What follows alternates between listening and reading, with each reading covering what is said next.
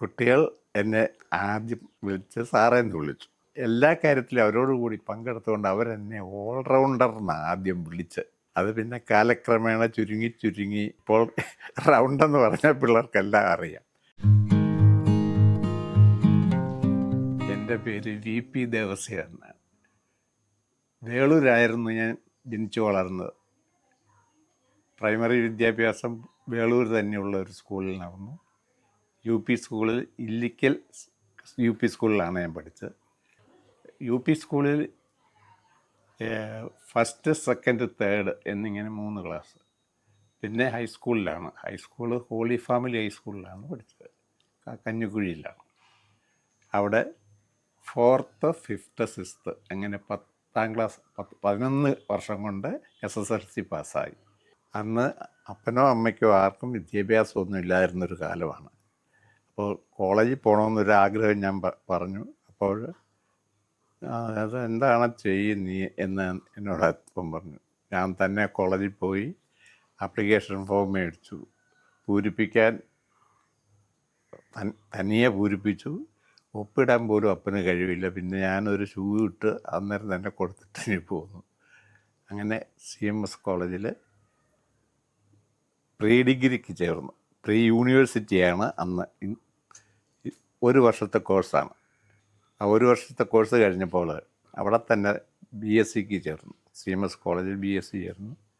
1962 BSc പാസ്സായത്.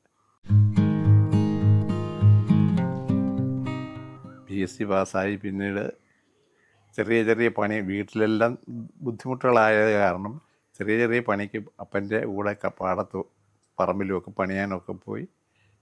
67 വരെ ഒരു പണിയും ഇല്ലാതെ നടന്നു. പിന്നെ 67 ഞാൻ B.Edന് ചേർന്നു. മാന്നാനം സെൻറ്റ് ജോസഫ്സ് ട്രെയിനിസ് കോളേജിലാണ് ചേർന്നത്. B.Ed പാസ്സായതിൻ്റെ പിറ്റേ ദിവസം, റിസൾട്ട് അറിഞ്ഞതിന് പിറ്റേ ദിവസം തന്നെ ഞാൻ പഠിച്ച ഹോളി ഫാമിലി ഹൈസ്കൂളിൽ അധ്യാപകനായിട്ട് എനിക്ക് ജോലി കിട്ടി. അന്ന് എന്നെ പഠിപ്പിച്ച ഗുരുനാഥന്മാരുടെ കൂടെയാണ് ജോലി കിട്ടിയത്. വളരെ അത് മറക്കാനാവാത്തൊരു സംഭവമാണ്. എന്നെ പഠിപ്പിച്ച സാറന്മാരെല്ലാവരും ഉണ്ടായിരുന്നു അന്ന് അവിടെ. അവരെന്നെ സാറേ എന്ന് വിളിച്ചപ്പോൾ എനിക്ക് പറഞ്ഞറിയിക്കാൻ പാടില്ലാത്തൊരു അനുഭൂതിയായിട്ട് തോന്നിയത്.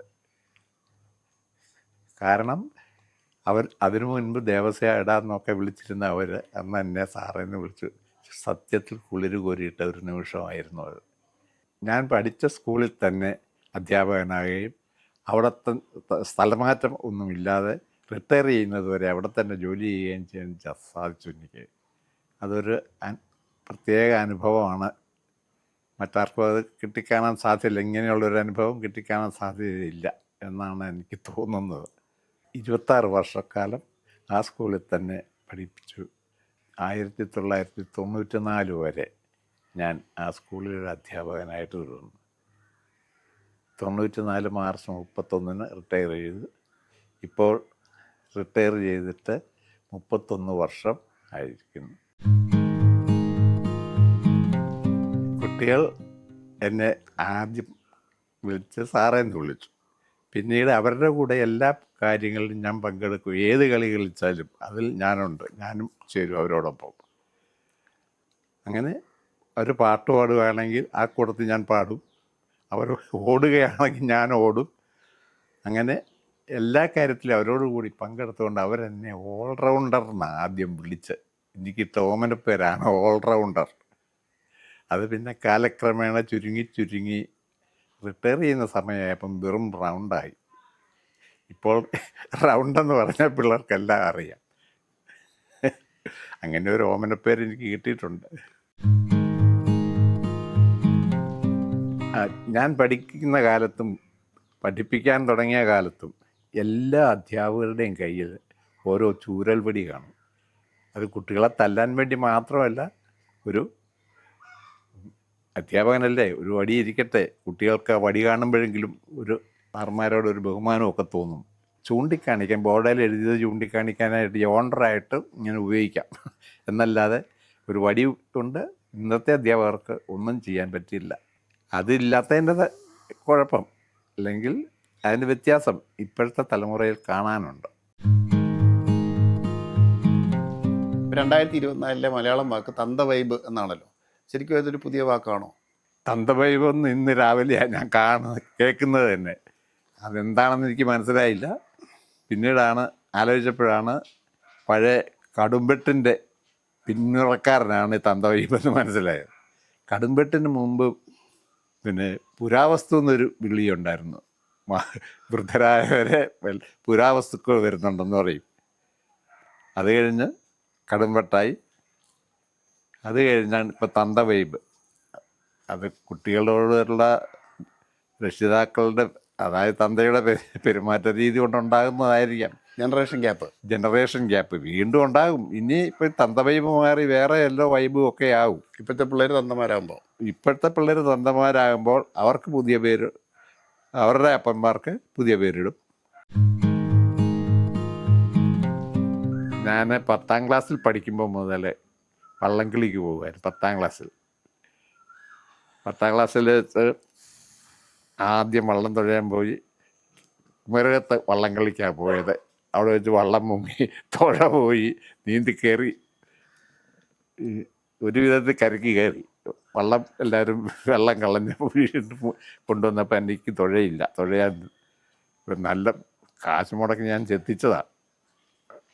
എങ്ങനെയാണ് കാശുണ്ടാക്കിയെന്ന് എനിക്കറിയാവുള്ളൂ.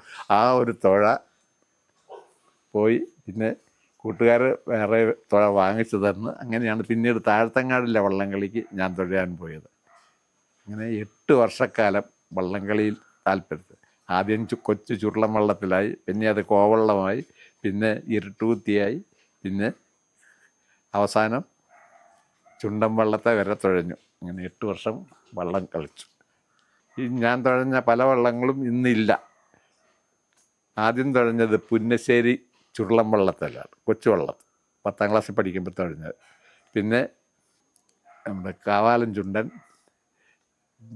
ജവഹർത്തായങ്കരി, പിന്നെ അങ്ങനെ രണ്ടും, മറ്റുള്ള ചുണ്ടൻ്റെ പേരൊന്നും ഞാൻ ഓർക്കുന്നില്ല. 4 ചുണ്ടൻ വള്ളത്തെ തുഴഞ്ഞു. ഇരുട്ടുകുത്തി, പിന്നെ പടക്കുതിര, ഈ പിന്നെ വലിയയ്യപ്പൻ, വേറൊരു വള്ളമുണ്ട്. അത്രയും ഈ വള്ളങ്ങളിലൊക്കെ തുഴഞ്ഞതായിട്ട് നല്ല ഓർമ്മയുണ്ട്.